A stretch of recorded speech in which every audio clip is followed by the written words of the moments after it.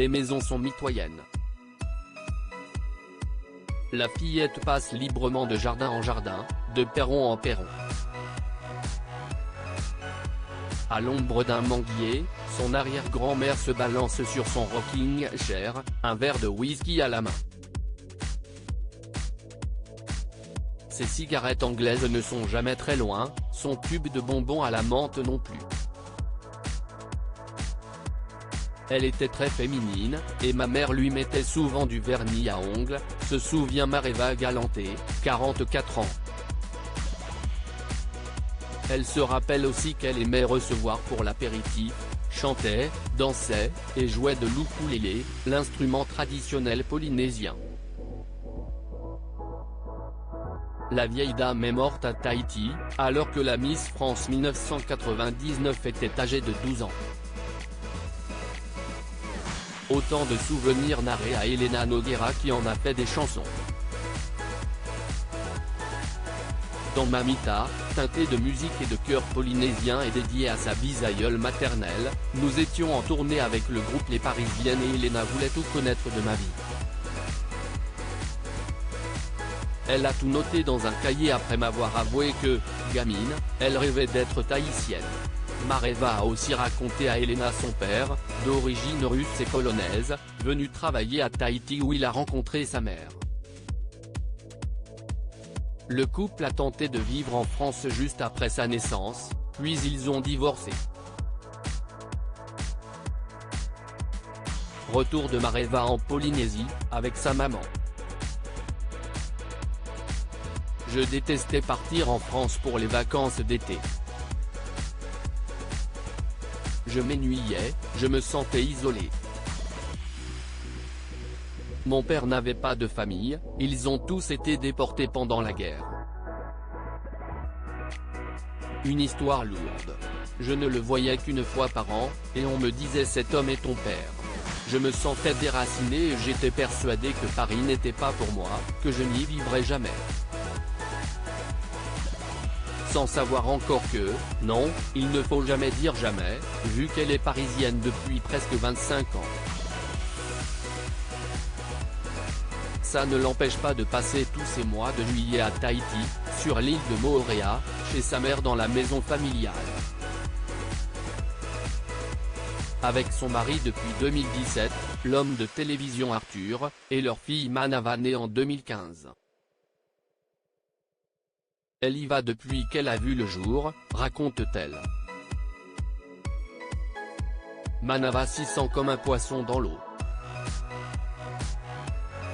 Ma fille sait compter en tahitien, connaît le nom des fleurs, a ramené des coquillages qui sont dans sa chambre à Paris.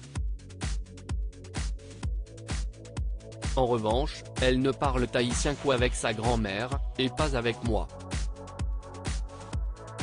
Pourquoi? Mystère. Là-bas, à 23 heures de vol de la métropole, Mareva Galanté devient de son propre aveu une autre, en retrouvant l'insouciance de l'adolescente élevée alors par sa mère et son beau-père, notaire sur l'île. En famille, nous sommes collés les uns aux autres, toujours ensemble avec mes 3 frères. Personne n'est ébloui par le milieu que je fréquente, ils s'en foutent. Entre nous, il n'y a pas de règles et encore moins pas ces codes d'ici, à cause du personnage public que je suis devenu. Pour rappel, Mareva Galanté a été élue en 1998 Miss France 1999 sous le règne de Geneviève de Fontenay.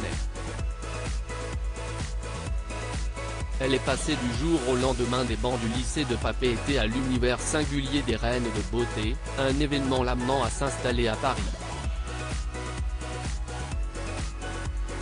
Un choc qu'elle raconte d'ailleurs dans la chanson Paris-Tahiti donnant son nom à l'album enregistré là-bas qui sortira au mois de mai. J'avais 18 ans et j'étais à la fois très seul et très entouré. J'ai dû m'adapter.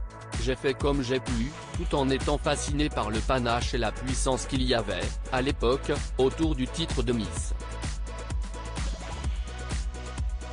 Sans surprise, elle concède d'ailleurs que le concours se doit d'évoluer tout en émettant, comme tant d'autres de ses consoeurs, de sérieux doutes quant à la possibilité d'être à la fois Miss France et mère de famille. Elle précise, je le sais désormais, on ne peut pas faire les deux. Mais, dans le fond, j'ai une relation paradoxale avec ce monde-là. Il est dorénavant très loin de moi, mais je serai Miss France toute ma vie.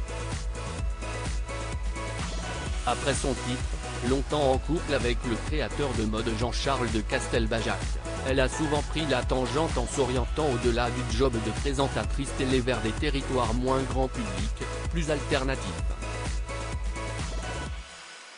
Notamment dans la chanson, où elle a collaboré avec des artistes comme Jacquenot, Rufus Wainwright, ou encore le collectif Nouvelle Vague. J'ai fréquenté des milieux très critiques vis-à-vis des Miss. En même temps, lorsque je vais chanter à l'étranger, par exemple au Japon, je suis reçue comme une reine en raison de mon titre. Encore un paradoxe. Lorsqu'elle est à Tahiti, comme elle le répète, toutes ces étiquettes s'envolent, la fille que je suis devenue ici n'est pas celle que je suis là-bas.